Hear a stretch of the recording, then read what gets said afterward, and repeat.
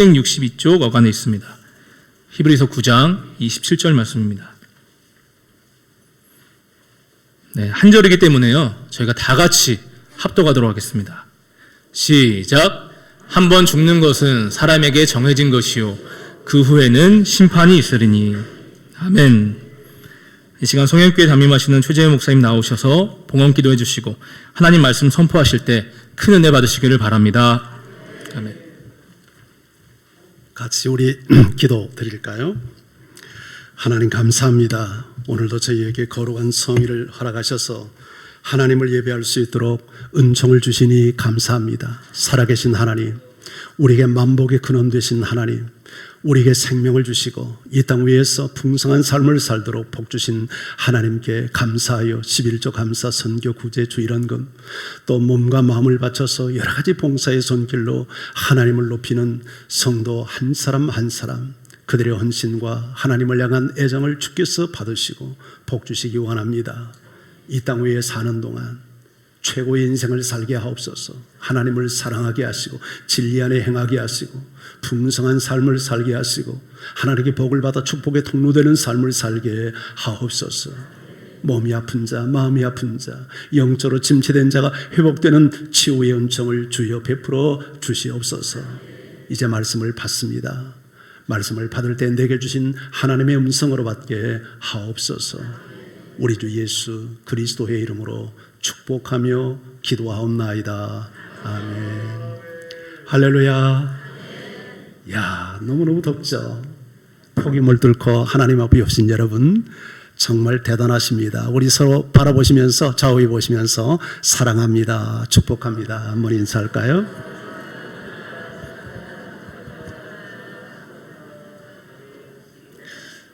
정말 인해교회는 꼭 제 집에 오는 것 같고요. 자주 오고 싶은데 안 불러줘서 못 왔어요.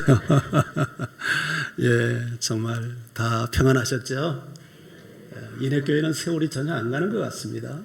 예, 은혜 가운데 살기 때문인 줄 압니다.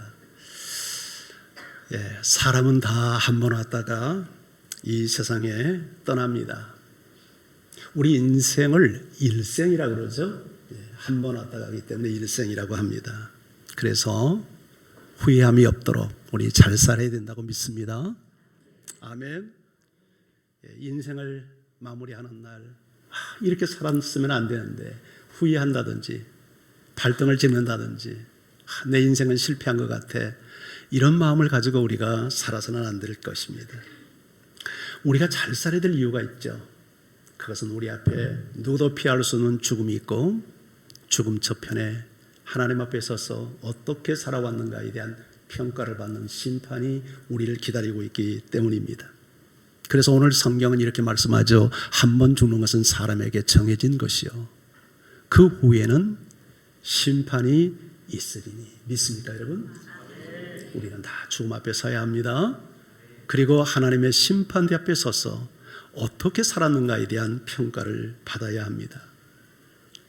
높은 뜻 숭이 교회를 개척해서 큰 교회를 이루시고 지금은 은퇴하신 김동호 목사님을 여러분이 아실 것입니다. 이분이 4년 전에 암이 걸렸어요. 폐암. 근데 그게 하나가 아니고 또 갑상선암, 전립선암. 목사님이 암을 3개나 앓았습니다. 지금도 계속 사실은 항암 치료를 하면서 투병 생활을 하고 있는 그런 상황입니다. 김 목사님이 말합니다.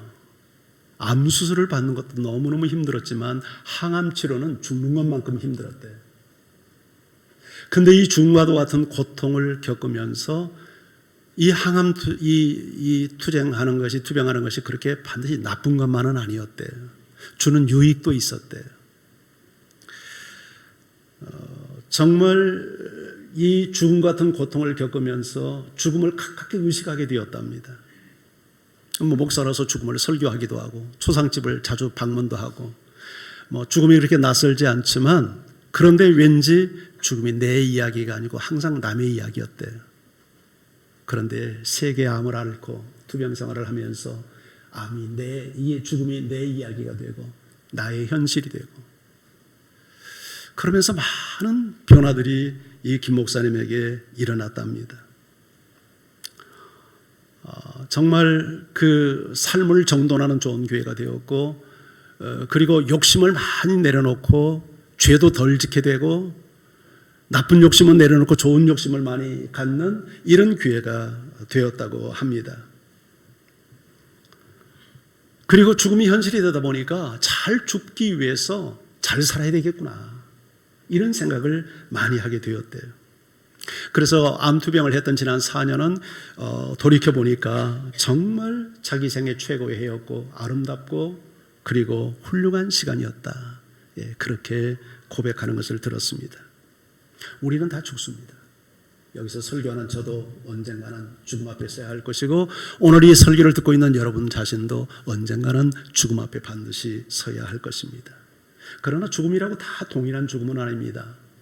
부끄럽고 초라한 죽음이 있는가 하면 아름답고 영광스러운 죽음도 있습니다. 누구도 가룟 유다의 죽음을 아름다운 죽음이라고 말하지 못할 것입니다. 왜냐하면 이 가룟 유다의 죽음이 부끄럽고 초라한 죽음이 될 수밖에 없었던 것은 그가 그렇게 살았기 때문입니다. 그는 욕망의 노예가 되어 살았습니다. 그는 예수님을 믿는 자가 아니라 예수님을 이용하는 자로서 늘 살아왔습니다. 그래서 나중에는 예수님까지 배신해버립니다. 자신의 유익을 위해서. 그러나 예수님의 죽음은 정말 아름답고 영광스러운 죽음이었습니다. 왜냐하면 예수님의 삶 자체가 그렇게 아름답고 영광스러운 삶이었습니다. 자신을 위한 삶이 아니라 언제나 세상을 섬기고 모든 사람을 섬기고 희생하는 삶이었습니다. 사랑하며 사는 삶이었습니다. 그의 죽음마저도 우리의 구원을 위해서 자기의 생명을 내어놓는 죽음이었기 때문입니다.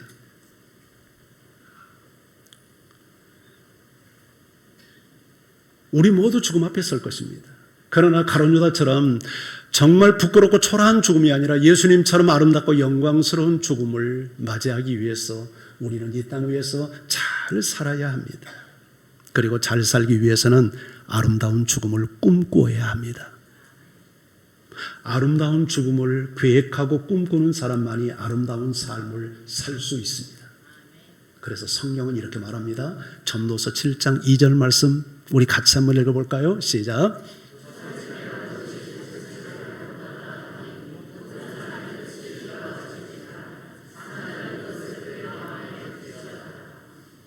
초상집에 가는 것이 잔치집 가는 것보다 낫대요. 이유가 뭐 때문이죠? 모든 사람의 끝이 이와 같이 되기 때문에. 이와 같이는 뭐예요? 죽기 때문에. 그래서 살아있는 자도 이것을, 죽음을 늘 마음에 두고 살아라. 이게 지혜서인 전도서가 우리에게 지금 가르쳐주는 지혜이잖아요. 우리가 아름다운 죽음을 꿈꾸는 사람이 아름다운 삶을 살 수 있어요. 그래서 혼인집 가는 것보다 잔치집에 가는 것을 권장하는 거예요. 거기서 인생이 무엇인지를 배울 수 있고, 그래서 인생을 바르게 살 수 있는 지혜를 얻을 수 있기 때문이죠. 이어지는 4절 말씀도 한번 볼까요? 자, 함께요. 시작.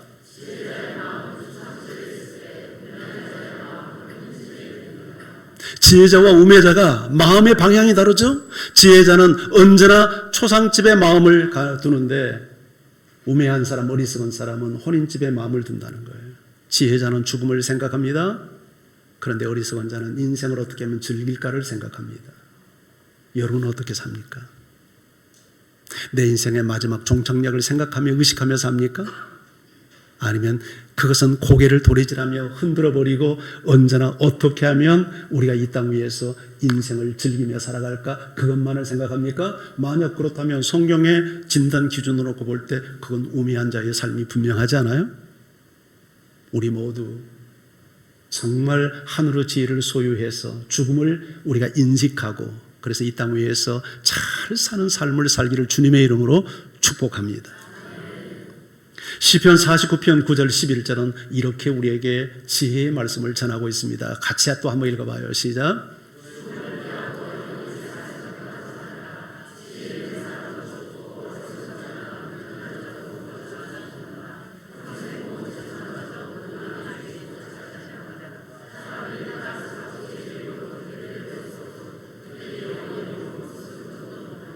여러분이 좀 이해를 돕기 위해서 세 번역으로 소개한 내용이거든요.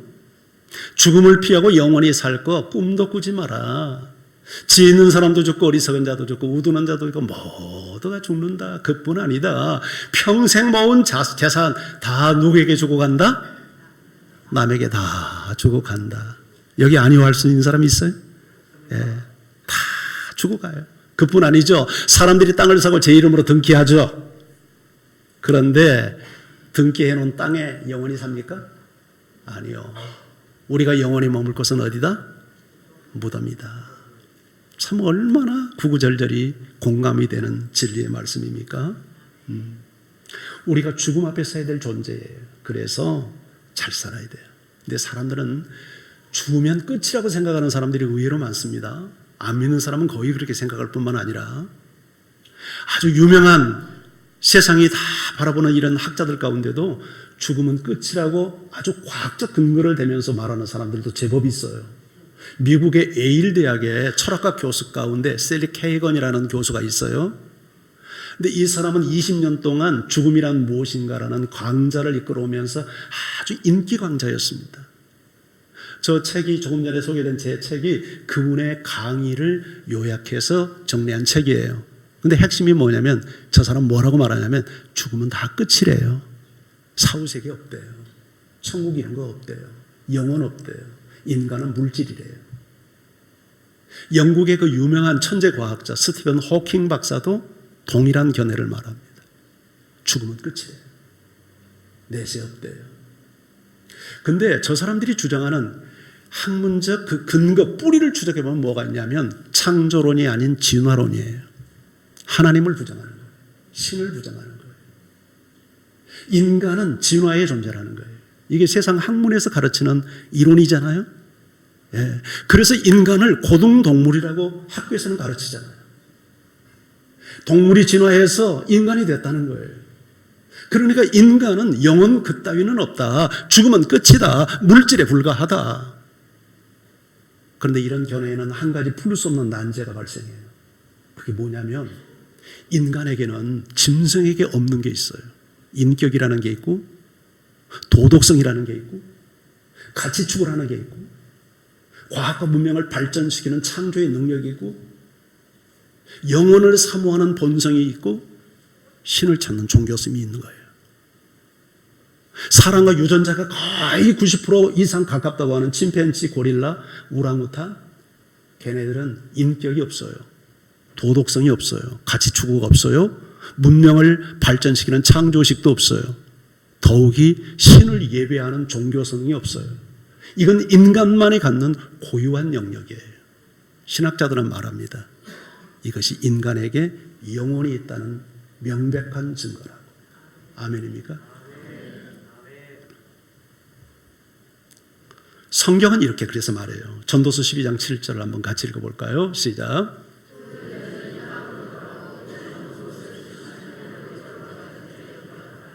여기서 흙은 육체예요. 우리 육체가 죽으면 여전히 땅으로 돌아가지만 영은 그것을 주신 하나님께로 돌아간다. 그러니까 성경은 이론론이 아니고 이원론이에요. 세상의 학자들은 이론론을 주장해요. 인간은 물질뿐이다. 그러나 우리 인간은 육체와 영에 결합된 그런 존재다. 하나님이 흙으로 인간을 지으시고 그 코에 생기, 하나님의 영을 불러넣어서 우리가 살아있는 존재가 되었어요. 그래서 죽으면 우리 육체는 흙으로 돌아가요. 땅으로 돌아가요. 자연의 한중으로 돌아가요. 맞는 말이에요. 그러나 그것이 끝이 아니에요. 우리 영혼이 그 영혼을 주신 하나님께 돌아간다. 그러니 이 일이 일어나기 전에 기억하라.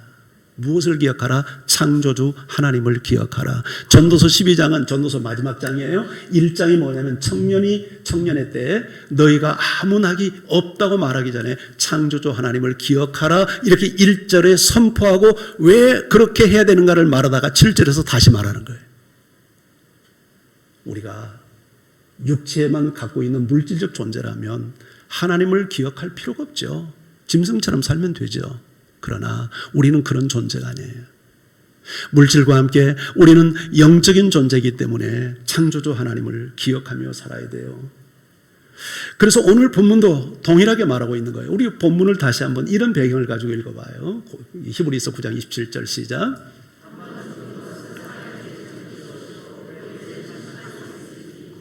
한 번 죽는 것은 정해진 일이에요. 근데 그것이 끝이 아니에요. 죽음 이후에 심판이 있어요. 만약 우리가 짐승처럼 물질적 존재라면 심판이라는 건 있을 수 없어요. 죽음 자체가 심판이죠. 그런데 죽음 이후에, 그 후에 심판을 받는다는 거예요. 뭐가 받아요? 육체가 받는 게 아니에요. 우리 영혼이 하나님 앞에 서서 심판을 받는다는 뜻이에요. 그래서 예수님이 이렇게 말씀합니다. 마태복음 10장 28절 말씀 같이 또 읽어봅니다. 시작.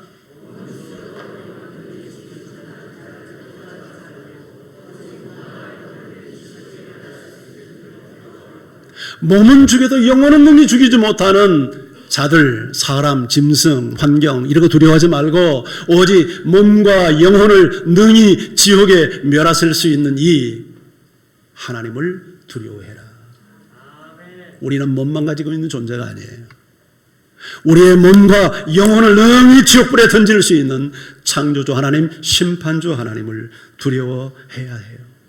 그래야 인생을 잘 살 수 있어요. 웰빙이 아니에요. 이것은 정말 인생을 바르게 산다는 의미예요. 정확하게 산다는 의미예요. 하나님의 기준에 합당하게 산다는 의미예요. 요새 흔히 말하는 웰빙, 웰다잉의 문제가 아니에요. 9988234가 아니에요. 우리는 한 번 왔다 가는 이 땅의 삶을 나를 이 땅에 보내신 창조주 하나님의 기준에 합당하게 바르게 살아야 돼요. 그게 잘 사는 거예요. 할렐루야. 하나님에게는 두 가지 속성이 있어요. 대표적인 다양한 속성들이 있지만 가장 대표적인 속성은 하나님은 사랑이시고 하나님은 공의의 하나님이세요. 이 두 개의 이 속성이 조화를 이루어서 하나님의 완전하심을 이루어요. 하나님은 죄인을 사랑해요. 그래서 독생자를 내어주셨고 우리를 대속해서 십자가에서 자기 생명을 희생시키게 했어요. 죄인을 향한 하나님의 사랑 때문이에요. 그런데 그 사랑, 그 진노를 우리에게 쏟지 않고 아들에게 쏟는 그 왜 진노를 쏟아야 되는가? 그건 하나님의 공의 때문이에요. 그러나 그 공의의 심판을 우리에게 쏟지 않고 아들에게 쏟는 것은 하나님의 사랑이에요. 이 두 가지 속성. 그래서 우리는 하나님의 사랑을 기억해야 돼요. 그럴 때 우리 인생 속에 변화가 일어나요. 거듭남이 일어나요. 그러나 그것만 생각하고 살면 안 돼요. 공의의 하나님, 심판주 하나님도 의식하고 살아야 돼요. 그래야 죄를 멀리할 수 있고 거룩한 삶을 살 수 있어요. 우리가 바르게 잘 살기 위해서는 사랑의 하나님과 공의의 하나님 이 양면성을 늘 인식하고 살아야만 해요. 죽음 저편에 심판이 있고 심판을 받고 나서 가는 곳이 두 군데예요. 천국과 지옥이에요. 천국은 누가 가요? 의인이 가는 나라예요. 지옥은 누가 가요? 죄인들이 가는 나라예요. 그런데 우리는 죽었다 깨어나도 우리의 노력으로 의인 될 수 없어요. 죄인이 의인 되는 길은 딱 한 길이에요. 하나님께서 허락하신 구원의 길을 받아들이는 거예요.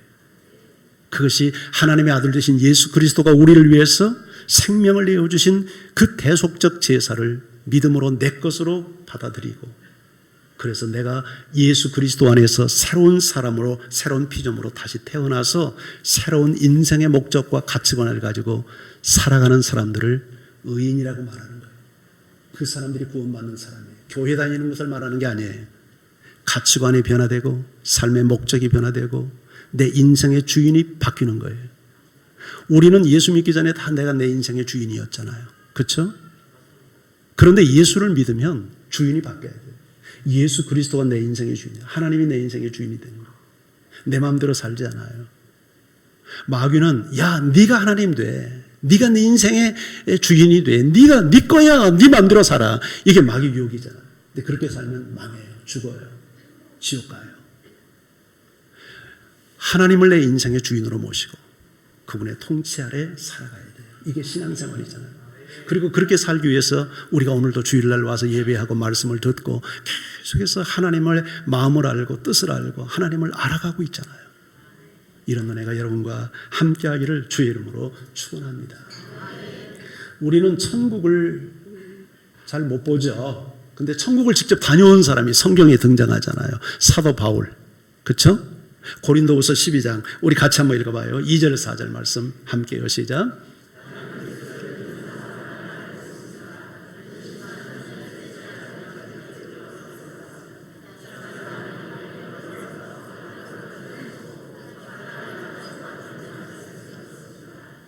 나는 예수 믿는 한 사람을 알고 있대. 제 3자처럼 표현했지만 사실은 바울 자신의 이야기예요. 그가 14년 전에 셋째 하늘에까지 이끌려 올라갔대. 셋째 하늘. 근데 4절에 보면 그 셋째 하늘이 낙원이라고 표현하고 있잖아요. 거기서 말로 표현할 수 없는 말을 들었대. 유대인들은 하늘 개념이 셋이에요. 첫째 하늘, 둘째 하늘, 셋째 하늘. 그 첫째 하늘은 새들이 날아다니고 비행기가 날아다니는 스카이, 그게 첫째 하늘이에요. 둘째 하늘은 대기권을 벗어나서 우주 공간, 수많은 셀 수 없는 별들이 운행하는 저 유니버스, 그 우주 세계, 거기를 둘째 하늘이라고 이해를 했고, 셋째 하늘은 영들이 존재하는 세계, 하나님이 존재하는 천국, 헤븐, 거기를 셋째 하늘이라고 이해를 했어요.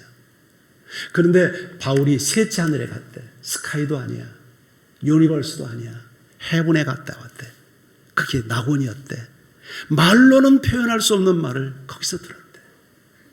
사도 바울이 천국을 다녀왔기 때문에 그가 목숨을 버릴 수 있었던 거예요.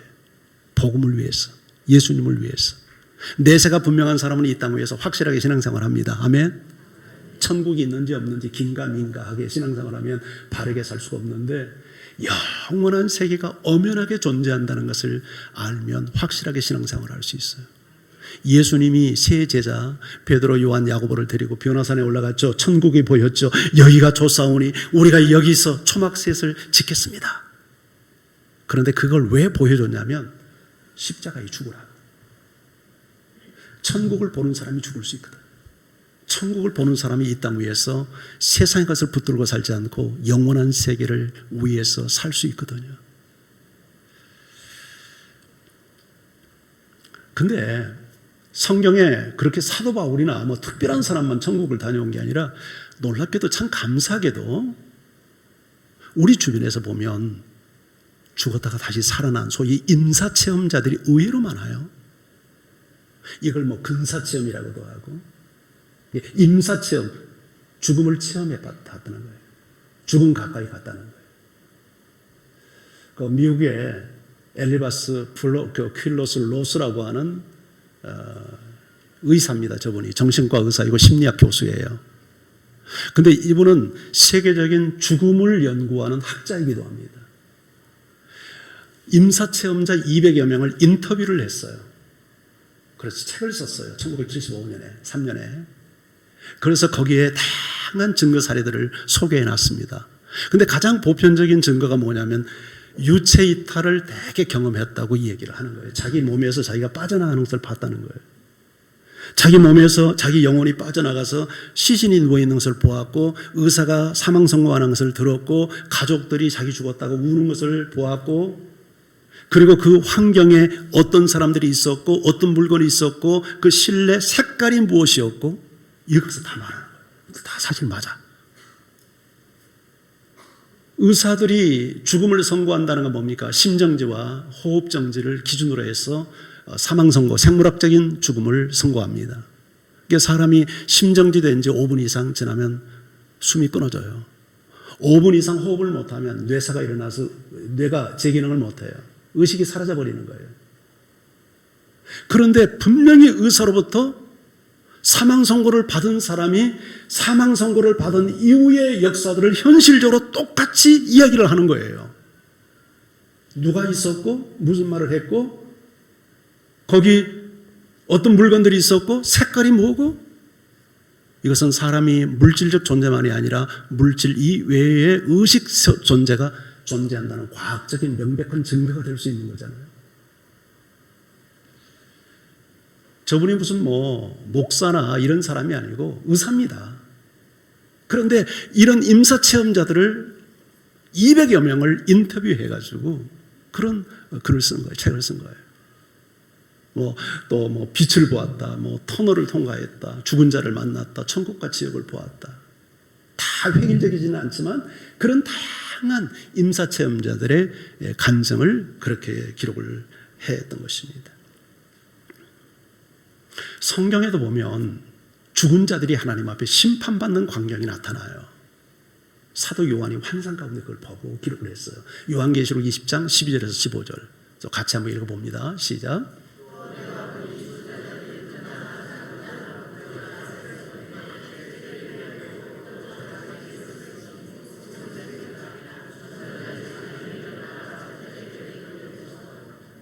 하다가 그 가운데서 죽은 자들을 내주고 또 사망과 음부도 그 가운데서 죽은 자들을 내주매 각 사람이 자기 행위대로 심판을 받고 사망과 음부도 불못에 던져지니 이것은 둘째 사망 곧 불못이라. 누구든지 생명책에 기록되지 못한 자는 불못에 던져지더라.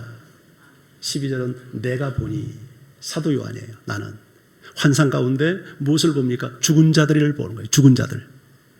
그들이 하나님의 보좌 앞에 서 있는 모습을 보고 하나님의 보좌 앞에 책들이 펴 있고 또 다른 책이 펴져 있는데 생명책이래. 두 종류의 책이. 근데 그 죽은 자들이 큰 자나 작은 자나 물론대소하고 그 책들에 기록된 자기 행위를 따라 심판을 받더래. 그리고 생명책에 이름이 기록되지 못한 사람들이 불못에 던짐을 받는데 그게 둘째 사망이라고 이야기를 해요. 죽음 저편에서 일어나는 아주 명확한 그 세상을 사도 요한이 환상 가운데 보고 성경에 기록해 놓고 있는 거예요. 그래서 우리가 잘 살아야 되는 거예요. 죽음이 끝이라면 인생을 그냥 즐기다 가면 돼요. 근데 그게 그렇지 않단 말이죠.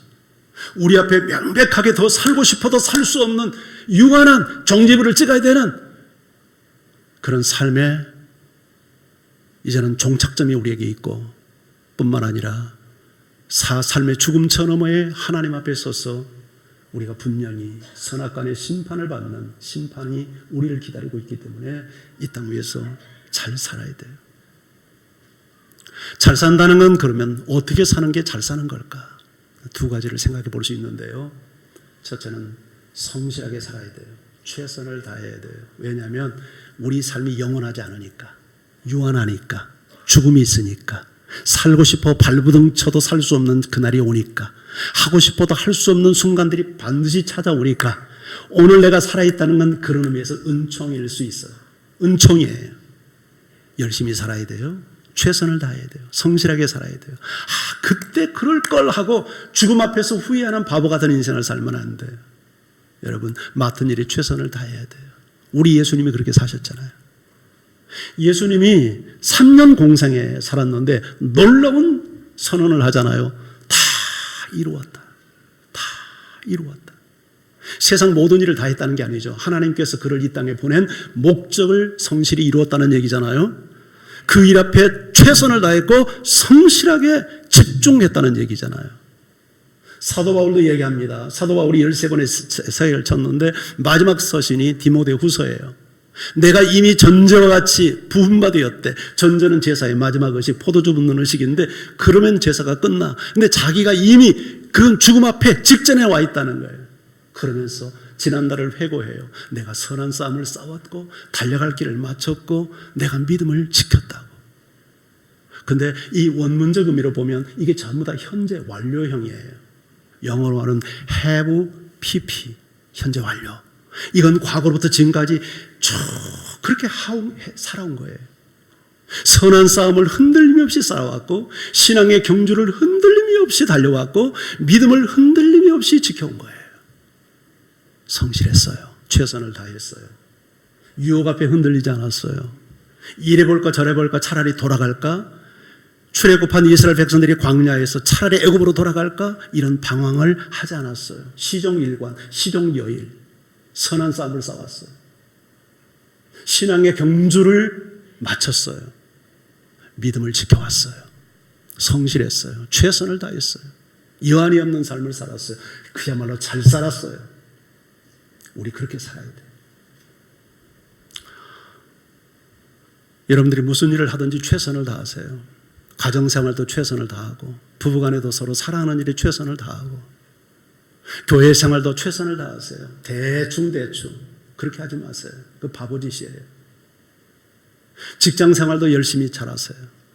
우리가 무슨 일을 하든지 하나님께서 나에게 주신 기회 앞에 최선을 다하세요. 마치 죽게 하듯 하세요. 무슨 일을 하든지 주님께 하듯. 원래 그 골로새서의 말이 원래 구약의 그 초대교회 노예들에게 준 메시지잖아요. 노예들이 인권도 없어요. 무슨 사례를 받고 뭐 임금을 받는 것도 없어요. 짐승처럼 노동력을 착취당하는데 그 주인을 섬길 때 눈 가림하지 말고 죽게 하듯 하라. 죽게 하듯 하라. 하나님께서 너에게 상을 주신다. 사람에게 인정받지 못해도 상받지 못해도 하나님이 너 성실하게 최선을 다하는 너의 모습 보며 하나님께서 갚아주신다. 우리가 잘 산다는 게 뭐예요? 최선을 다하세요. 일생이에요. 인생은 일생이에요. 예. 목사로서, 장로로서, 권사로서, 안수집사로서, 또 순장으로서 최선을 다하세요. 아버지로서, 어머니로서, 부모로서, 자식으로서 역할을 최선을 다하세요. 후회가 없이 사세요. 그게 잘 사는 거라고 봐요. 왜냐하면 우리가 죽음 앞에 우리의 삶은 영원하지 않으니까, 언젠가 끝나는 지점이 반드시 오니까. 잘 산다는 두 번째 의미는 하나님의 기준에 합당하게 사는 것, 즉 주를 기쁘시게 하며 사는 거예요. 바울이 그랬어요. 우리 고린도후서를 같이 한번 읽어볼까요? 고린도후서 우리 5장 9절 10절 함께요. 시작.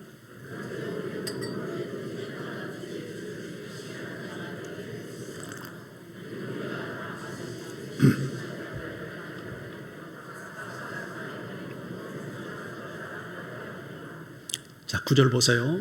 몸으로 있든지 떠나든지 살든지 죽든지 주를 기쁘게 하는 자 되기를 힘쓴다. 나는 주를 기쁘게 하는 일에 힘쓴다. 이유가 뭐죠? 왜냐하면 설명되어 있죠. 10절에.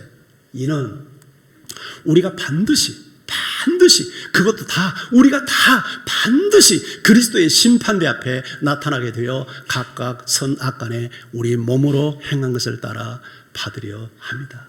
심판이 있기 때문에 대충 살면 안 된다. 주를 기쁘시게 하는 일에 힘을 써라. 영어 성경은요, 힘쓰라는 말을 달리 번역을 했더라고요. We make it our goal to please Him. 그를 기쁘게 하는 것을 우리의 목표로 삼았대요. Our goal. 나의 목표로 삼았대요. 여러분의 인생의 목표는 뭡니까? 정말 하나님을, 주님을 기쁘게 하는 것이 여러분의 인생의 목표가 되고 있습니까? 혹시 돈 벌고 인생 즐기고 세상에서 떵떵거리고 좋은 집 살고 좋은 차 타고 그것만을 내 인생의 고울로 정하고 살지는 않나요? 그게 나쁘다는 게 아니에요. 우리 예수 믿는 사람도 인생을 즐기면서 살 수 있어요. 그러나 그것이 적어도 우리의 목표가 되어서는 안 돼요. 우리는 목표를 이루는 과정 속에서 그건 사이드에서 조금 우리를 격려하기 위해서 필요한 것들이지, 그게 우리 인생의 목표가 되어 살면 그건 세속적인 삶이에요. 그렇게 살면 안 돼요. 주님을 기쁘시게 하는 그 일만이. 왜 그렇게 해요? 내가 몸으로 있든지 떠나든지 살든지 죽든지 왜 주를 기쁘게 하기를 원한다고요? 왜 그걸 내 인생의 목표로 정했다고요? 우리가 다 반드시 그리스도의 심판대 앞에 나타나게 되어서 선악간에 우리가 행한 것을 따라 받으려 하기 때문에, 심판이 있기 때문에. 그래서 주를 기쁘게 하는 삶을 살겠다고 그가 결단을 했던 거예요. 자, 그러면 무엇이 주님을 기쁘게 하는 삶일까요? 어떻게 사는 게 주님을 기쁘게 하는 삶일까요? 제가 오늘 천기를 여러분에게 노출시킬게요. 세 가지. 그 첫 번째, 생명 살리는 일에 헌신하세요. 왜냐하면 이 세상에 생명보다 소중한 가치 있어요, 없어요? 없어요. 너희가 온 천하를 얻고도 너희 목숨을 잃으면 무엇이 유익하리요? 생명의 가치는 온 천하보다도 소중해요. 그래서 예수님이 이 땅에 오셔서 왜 십자가에 자기 생명을 내어놓았습니까? 사람의 생명을 살리려고. 하나님의 관심은 우리를 생명을 살리는 거예요. 사도 바울이 왜 그렇게 헌신했습니까? 생명 살리려고. 네. 바울이 예수님 만나고 나서 오직 한 일은 하나밖에 없어요. 복음 전하는 일에 자기 인생을 던지잖아요. 1차, 2차, 3차 전도 여행을 마치고 예루살렘에 가려고 하는데 예언자들이 예언합니다. 당신 예루살렘에 가면 결박을 당할 거라고. 그때 바울이 뭐라고 말하죠? 나의 달려갈 길과 오직 주 예수께 받은 사명, 곧 그 은혜의 복음 증거하는 일을 마치려 하면은 내 생명조차도 귀하게 여기지 않겠다. 복음이 사람의 생명을 살리는 유일한 길임을 알았기 때문에. 여러분을 통해서 얼마나 많은 사람들이 예수 믿고 구원받았습니까? 몇 사람이나? 몇 사람이나 우리가 주를 기쁘게 한다는 게 도대체 어떻게 하는 겁니까? 가장 주님의 마음을 기쁘게 해드릴 수 있는 방법이 뭐예요? 하나님의 마음의 소원을 성취시킬 수 있는 방법이 뭐예요? 생명 살리는 일 아니에요? 저는 참 감사하게도 제가 목사여서가 아니라 양심적으로 가장 큰 복은 예수 믿고 구원받는 복이라는 나는 믿습니다. 단순히 죽어서 천국 가는 게 구원의 전부는 아니잖아요. 내 인생의 가치관이 변하고 삶이 변하고 인간관계가 변하고 내가 인생을 어떻게 살았는지를 알게 되었고 무엇이 소중한지를 알게 되었고 이게 구원이잖아요. 죄로부터 구원, 형벌로부터의 구원, 저주로부터의 구원. 우리 집안은 그렇게 피가 싹 좋은 종자 집안 같지는 않아요. 제가 막내거든요. 우리 어머니 아버지가 9남매를 낳고 어렸을 때 둘이 죽고 7남매가 성장했는데 우리 큰형님 작은형님 누님들 사는 삶을 보면 그래서 종자가 좋은 종자들이 못 돼요. 근데 제가 막내로 태어나서 초등학교 4학년 때 복음을 듣고 예수 믿기 시작해서 저는 우리 형님들과 전혀 다른 길을 걸었어요. 우리 형님들은 술 좋아하고 여자 좋아하고 그랬거든요. 결혼을 2번, 3번씩 하고. 그래서 우리 어머님 가슴속에 한이 지고 우리 어머니는 예수 믿기 전에 논양술을 드셨어요. 술 취하면 한탄해요. 서방복 없는 년, 자식복도 없어 하면서 이렇게 가슴을 쥐어뜯고 울었던 우리 어머니. 그랬던 우리 어머니가 예수 믿고 나서요. 인생이 확 변했습니다. 탄식이 변해서 기도가 되고 슬픔이 변해서 찬송이 되고 옛날 점도 많이 쳤어요. 우리 어머니 오래 못 살 것 같대. 나는 그 말 믿었어. 왜냐하면 독한 소주는 마시고 살면서 밥 한 공기 하루 종일 못 먹고 살았거든요. 뼈처럼 말랐거든요. 42살에 저를 놔놓고 세상에 젖이 받아가지고 젖 한 모금도 우리 어머니가 저한테 못 먹여 키웠거든요. 우리 어머니가 저한테 못할 짓 많이 했어요. 근데 그 어머니가 예수 믿고 나서 나중에 하나님이 건강의 은혜를 주시는데요. 예. 얼마 못 살 것 같은 우리 어머니가 징그럽게 오래 사셨습니다. 94세. 몸도 얼마나 튼튼한지. 우리 할머니 제 됐을 때 우리 어머님 제가 모시고 백화점 나가면 아이고 노인네가 어쩜 이렇게 이쁘냐고. 가슴도 얼마나 풍만한지. 예. 우리 집사람보다 더 가슴이 좋은 것 같아요. 제가 두 여자를 다 만져봐서 알거든. 건강하셔요. 참 예수가 우리 집안을 운명을 바꿔버린 거예요. 제가 목사 되고 제 후에 형이 장로가 돼서 교회를 섬기다가 지금 하늘나라 갔습니다만 예수님을 만나지 않으면 정말 이런 인생 못 삽니다. 이런 인생. 우리 아내가 저기 와 있지만 저는 정말 아내에게 잘하려고 많이 애씁니다. 제가 목사이니까 그러기도 하겠지만 제가 그것이 소중한 것을 아니까 잘하려고 하는 겁니다. 그래서 우리 아내가 얼굴 이따 한번 보십시오. 예, 얼굴이 살이 두리두리 쪘습니다. 제가 편하게 해주니까, 행복하게 해주니까. 자녀님도 그러시잖아요. 이게 구원이에요. 우리 가정이 천국 되는 게 구원 아니에요? 왜 죽어서만 천국을 경험합니까? 살아있을 때 천국을 경험해야 그 모습을 보면서 사람들이 예수 믿을 마음이 생기지. 지옥처럼 살다가 죽어서만 겨우 천국 가는, 이건 예수를 잘못 믿는다는 증거일 수 있어요. 네. 이 땅 위에서도 예수 안에 있는 자, 예수가 나의 구원이라고 하면 정말 가치관을 바꾸고 내 인생의 목적을 바꾸고 내 삶을 변화시키고, 예. 세상 사람들이 좋아하는 것이 나에게는 거북스러울 수 있고 세상 사람들이 거북하는 것이 나에게는 정말 진리가 되고 생명이 될 수 있어야 되잖아요. 그렇게 사는 거잖아요. 주를 기쁘게 하는 또 하나의 방법이 있다면 제자를 삼는 일이에요. 바울은 자기 혼자만 예수 믿고 자기만 전도하다가 하늘나라 가기를 원치 않고 자기처럼 예수 만나서 수많은 사람들이 자기처럼 복음 전하고 사람들을 양육해서 그 사람들이 또 다른 정말 복음을 전하는 사람이 되도록 양육을 했잖아요. 그렇죠? 그래서 자기만 복음만 전하는 게 아니잖아요. 1차, 2차 전도여행 지역에 복음 전했던 지역에 또 다니면서 양육하고 제자화하고 그래서 그들이 또 다른 사람에게 복음을 전하고 예수님이 그랬잖아요. 제자들을 만들고 3년 동안 훈련시켜서 제자화했고 마지막 주신 명령이 너희는 온 천하에 다니며 모든 만민에게 복음을 전할 뿐만 아니라 모든 족속을 제자로 삼아 아버지와 아들과 성령의 이름으로 세례를 주고 내가 너에게 가르친 것을 다 분부에 가르친 것을 가르쳐서 지키게 하라. 그렇게 살고 계십니까? 교회 와서 헌금하고 열심히 봉사하고 청소하고 밥 짓고 안내하고 우리는 그것을 주의 일이라고 생각해요. 틀린 말은 아니지만 정답은 아니에요.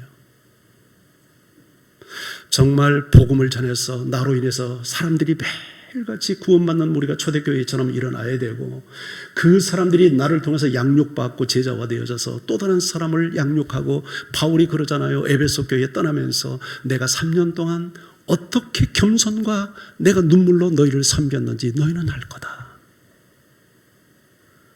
사람을 양육하는 일은 쉬운 일이 아니에요. 그렇잖아요. 찬양하는 것보다 훨씬 어려운 일이에요. 근데 그 일을 해야 돼요. 우리 홀리 중창단. 아멘. 지금 완전 피크 타임이잖아요. 딱 보니까. 더 나이 들기 전에 복음 전하고 제자화하고 양육해주고 위에서 기도해주고 약한 성도들 신방하고 격려해주고 복음 전해주고 말씀으로 훈련하고 그게 교회의 건강성이에요. 여기 숫자만 많이 나오고 헌금만 많이 나오면 건강한 교회입니까? 그렇잖아요.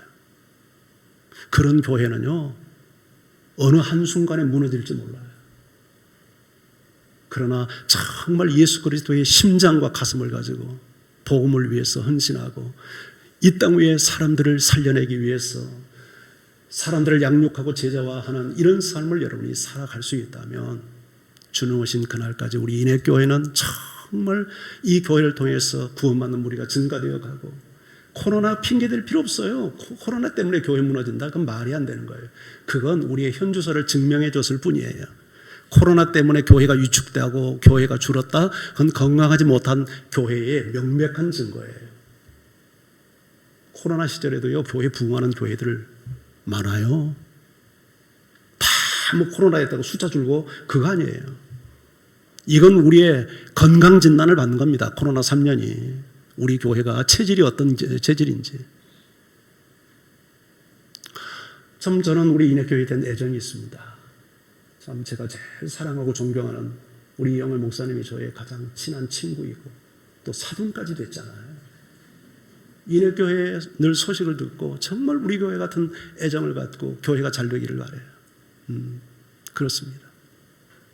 그래서 이 교회가 정말 주님 보시기에 건강한 교회가 되어서 우리 목사님이 설사 은퇴를 하시고 한다 해도 더 지속적으로 성장해가는 구원받는 무리가 증가되고 하나님이 영광을 받는 이런 복된 교회가 될 수 있기를 주의 이름으로 축원합니다.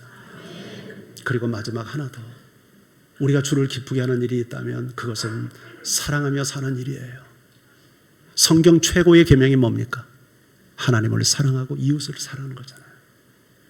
근데 하나님을 어떻게 사랑합니까? 하나님, 보이지 않는 하나님을 어떻게 사랑해요? 그게 이웃 사랑을 통해서 하나님 사랑하는 거예요. 그래서 요한의 1서에서 말하잖아요. 하나님을 사랑한 하고 형제를 미워하는 자는 거짓말하는 자라고, 거짓불이라고. 그거 하나님 사랑 아니라고. 정말 우리가 하나님을 사랑한다면 가족을 사랑하고 아내를 사랑하고 남편을 존중하고 자녀들을 사랑하고 부모를 사랑하고 교우들을 사랑하고 이웃을 사랑하고 세상을 사랑하고 열방을 사랑하고 그래서 그들에게 복음을 주고 진리를 가르치고 우리의 성도의 삶이 굉장히 단순하잖아요. 심플하잖아요. 복잡한 거 아니잖아요. 누구도 할 수 있잖아요. 그게 예수 믿는 삶이잖아요.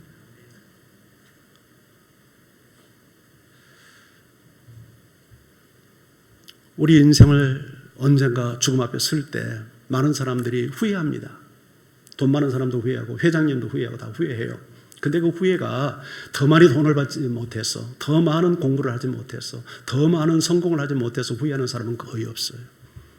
가장 많은 후회가 더 많이 사랑하지 못해서 사랑해야 될 사람을 더 사랑하지 못해서 그것이 인생의 가장 큰 후회예요. 그래서 잘 산다는 게 뭐예요? 잘 산다는 게 후회 없이 사는 거잖아요. 주를 기쁘게 하는 일에 우리가 헌신해야 되잖아요. 사랑하며 사세요. 아까 조금 전에 소개했던 엘리자베스 퀴블러 로스가 인생 수업이라는 책에서 정말 주옥 같은 명언들을 쏟아냈는데 몇 가지만, 몇 구절만 제가 한번 소개해 드릴게요. 우리가 지금 한 말과 행동이 우리가 사랑하는 이에게 할 수 있는 마지막 말과 행동일지 모른다. 공감됩니까? 지금 내가 했던 말과 행동이 어쩌면 내 생의 마지막 말과 행동일지 모른다. 얼마 전에 홍수로 저 5성 지하철에서 10명이 죽었잖아요. 자기 그 들어가면서 나 죽을 것 같다 하고 들어간 사람이 있어요? 한 사람도 없어요. 불과 10초 후에 될 일을 전혀 모르고 다 당했어요. 50여 명이 죽었잖아요. 이번 물난리로. 누구도 예측하지 못했어. 그런 일이 우리에게 찾아오지 않는다고 누구도 장담 못해요. 오늘 했던 내 이 말, 오늘 했던 이 행동이 어쩌면 내 생의 마지막 말과 행동이 될지 모른다. 그러니까 어떻게 해야 돼요? 한마디 한마디가 신중하고 나의 행동 하나하나가 마지막이 될 수 있다는 그런 어떤 위기의식을 가지고, 의식을 가지고 말도 하고 행동도 해야 된다는 말 아닐까요? 이런 말도 있습니다. 삶의 마지막 순간에 간절히 원하게 될 그것을 지금 하라.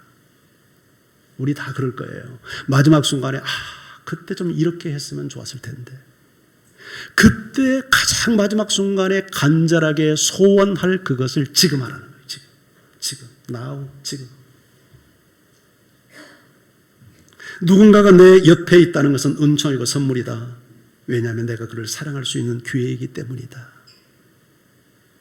누군가가 내 곁에 있다는 것은 나에게 선물이고 은총이래. 왜냐하면 내가 그를 사랑할 수 있는 기회 앞에 있는 거니까.